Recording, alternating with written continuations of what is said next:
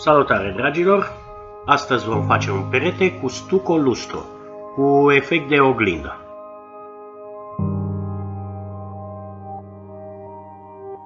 Peretele trebuie să fie în prealabil pregătit. Înainte de a începe, este necesar să dăm un strat de amorsă, iar după uscare se va da un strat sau două după caz de grund, special pentru stuco. Se va lăsa 8 ore aproximativ pentru uscare și se va șlefui cu un șmilier fin de 180 de microni, 200 chiar, după care se va îndepărta cu mare grijă praful, de preferință cu o lavetă umedă. Fiecare fabricant are grundul și amorsa lui. Este indicat de a folosi materialele de la același fabricant.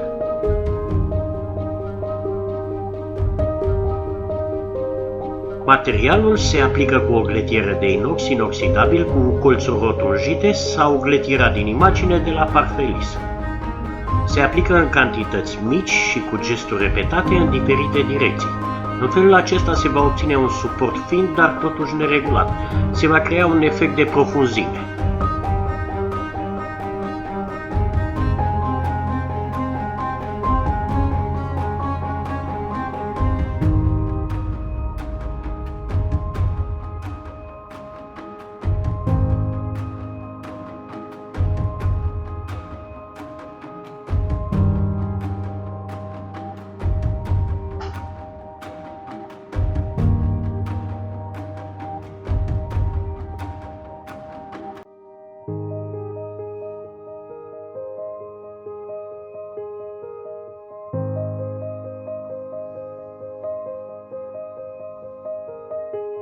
Primul strat este uscat și vom trece la a doua mână. Este foarte important să aveți în permanență o cârpă de bumbac, să aveți sculele foarte curate. Trebuie să le ștergeți destul de des pentru că este foarte ușor să zgâriați suportul.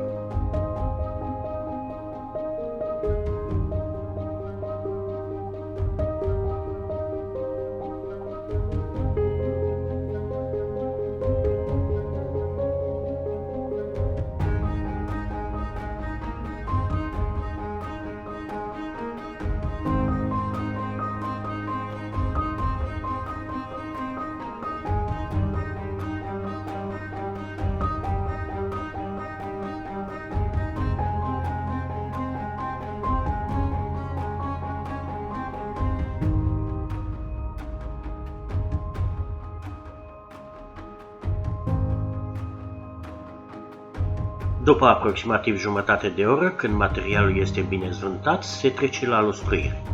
Se va folosi o soluție de hidroxid de calciu diluată cu apă distilată în proporție de 90% apă distilată și hidroxid de calciu 10%. Se va pulveriza pe perete și se va lustrui cu gletiera. Trebuie avut grijă să nu stropiți pielea sau în general să vă dați în ochi, pentru că este puțin acid și atacă.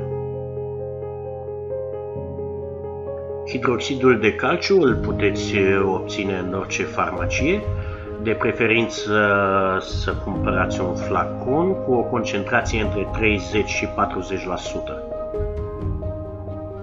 În caz că îl găsiți numai în pulbere, îl diluați cu apă distilată.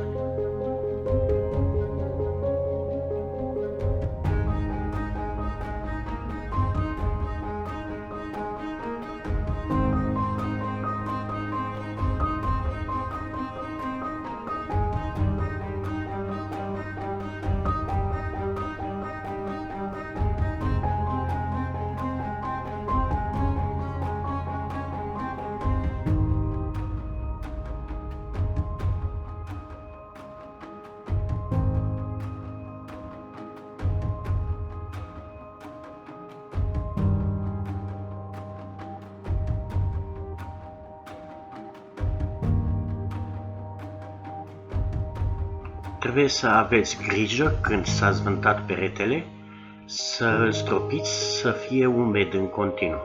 În cazul de față, clientul a dorit ca peretele să-i rămână cât mai alb cu putință.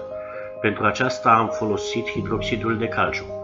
În caz că dorea să-i facem un stuco clasic, atunci nu era nevoie de hidroxidul de calciu, dar peretele rămânea un efect de marmură, să spunem. Când se pleacă cu gletiera, fiind de inox, aceasta arde materialul și lasă niște urme puțin mai închise la culoare. Dar cazul nostru trebuia să fie un perete perfect alb, dar totuși să lucească și să aibă un efect de oglindă. Pentru asta am folosit hidroxidul de calciu. Este foarte important să udați în continuu peretele, să fie umezit și frecați cu gletiera, dar nu apăsați de tare. Așa arată peretele terminat, după cum se vede are un luciu foarte frumos și face un efect de oglindă.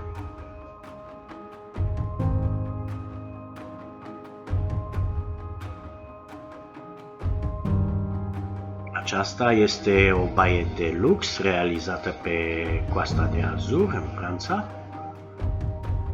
Materialele au fost alese de client de cea mai bună calitate.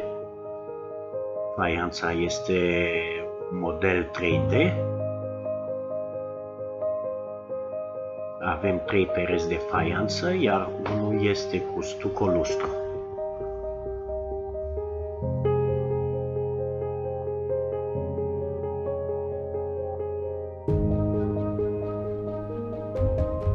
Se observă luciul peretelui, se vede ca și în oglindă.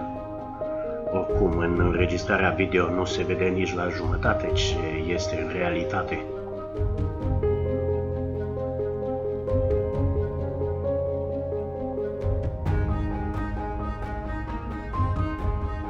Mai ales înregistrarea a fost făcută cu un telefon, nu este o înregistrare profesională.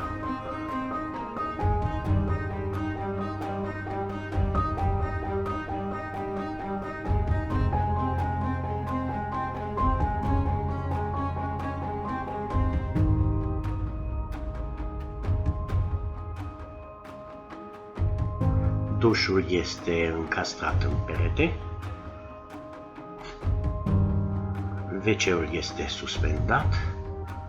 Lavoarul este foarte modern, are un design puțin mai deosebit.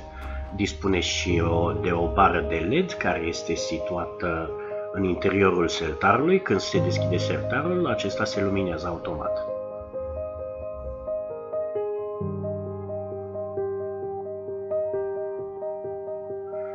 Dușul este un duș italian, așa se numește în Franța. Este un duș ce vine la nivelul solului, cu o rigolă ce s-a aplicat același material, deci am pus cresie ca să dea un efect de continuitate. Cada este un model special, model insulă. Setul de robineți sunt de calitate germană.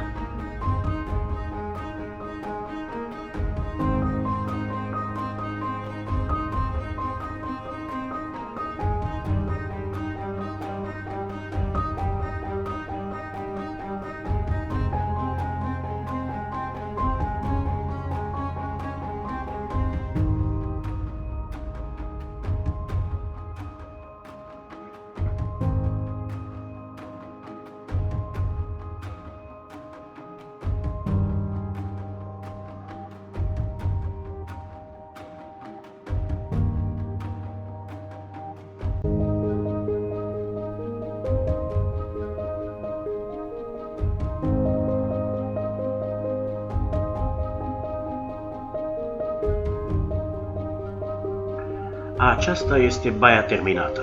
Eu sper că v-a plăcut. Dacă aveți întrebări, le puteți lăsa în comentarii și eu voi răspunde cât pot de repede. Vă mulțumesc pentru răbdare, să aveți o zi bună. La revedere!